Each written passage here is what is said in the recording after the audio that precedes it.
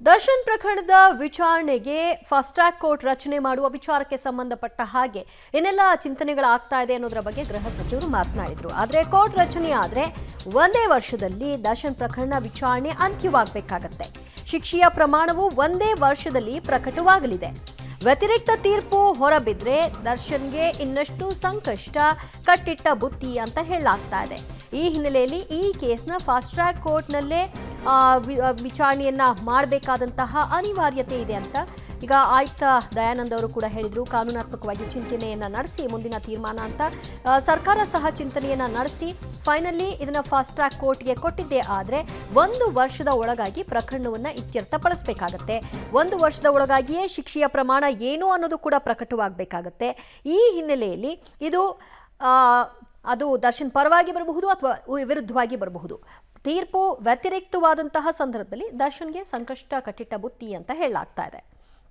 ಈ ಬಗ್ಗೆ ಹೆಚ್ಚಿನ ಮಾಹಿತಿ ಪಡೆಯೋಣ ನಮ್ಮ ಪ್ರತಿನಿಧಿ ನರಸಿಂಹಮೂರ್ತಿಯಿಂದ. ನರಸಿಂಹಮೂರ್ತಿ, ಫಾಸ್ಟ್ ಟ್ರ್ಯಾಕ್ ಕೋರ್ಟ್ ಮಾಡಿದ್ರೆ ದರ್ಶನ್ಗೆ ಯಾವ ರೀತಿಯಾಗಿ ಸಂಕಷ್ಟ ಆಗಬಹುದು?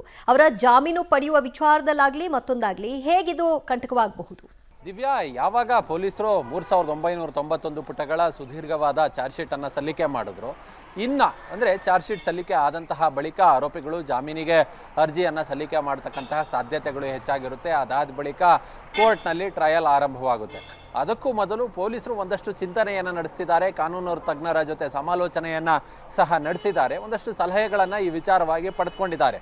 ಈ ದರ್ಶನ್ ಪ್ರಕರಣದಲ್ಲಿ, ರೇಣುಕಾಸ್ವಾಮಿ ಕೊಲೆ ಪ್ರಕರಣದಲ್ಲಿ ಫಾಸ್ಟ್ ಟ್ರ್ಯಾಕ್ ಕೋರ್ಟ್ ಅಥವಾ ಸ್ಪೆಷಲ್ ಕೋರ್ಟನ್ನು ಸ್ಥಾಪನೆ ಮಾಡಿಸಿದ್ರೆ ಹೇಗೆ ಅನ್ನೋ ನಿಟ್ಟಿನಲ್ಲಿ ಒಂದಷ್ಟು ಸಲಹೆ ಸೂಚನೆಗಳನ್ನು ಪಡೆದುಕೊಂಡಿದ್ದಾರೆ. ಆದಷ್ಟು ಬೇಗ ಫಾಸ್ಟ್ ಟ್ರ್ಯಾಕ್ ಕೋರ್ಟ್ ಅಥವಾ ಸ್ಪೆಷಲ್ ಕೋರ್ಟನ್ನು ಏನಾದರೂ ಈ ಪ್ರಕರಣದಲ್ಲಿ ಓಪನ್ ಮಾಡೋದಕ್ಕೆ ಸರ್ಕಾರ ಪರ್ಮಿಷನ್ ಕೊಟ್ಟಿದ್ದೇ ಆದಲ್ಲಿ ಎಲ್ಲೋ ಒಂದು ಕಡೆ ಈ ಕೇಸ್ನ ತನಿಖೆ ಏನಿದೆ ಇದು ಎಲ್ಲ ಮುಗಿದಿದೆ. ಅದಾದ ಬಳಿಕ ಹೆಚ್ಚುವರಿಯಾಗಿ ಒಂದಷ್ಟು ರಿಪೋರ್ಟ್ಗಳು ಬರಬೇಕಿದೆ, ಅದನ್ನು ಕೂಡ ಕೋರ್ಟ್ಗೆ ಸಲ್ಲಿಕೆ ಮಾಡ್ತಾರೆ.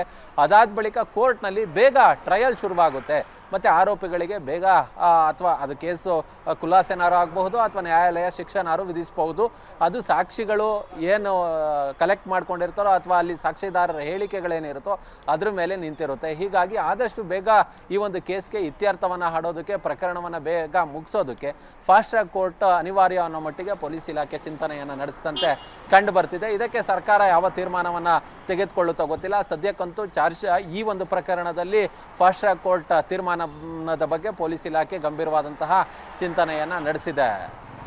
ದಿವ್ಯಾ, ಥ್ಯಾಂಕ್ ಯು ಮೂರ್ತಿ ನಿಮ್ಮೆಲ್ಲ ಮಾಹಿತಿಗೆ.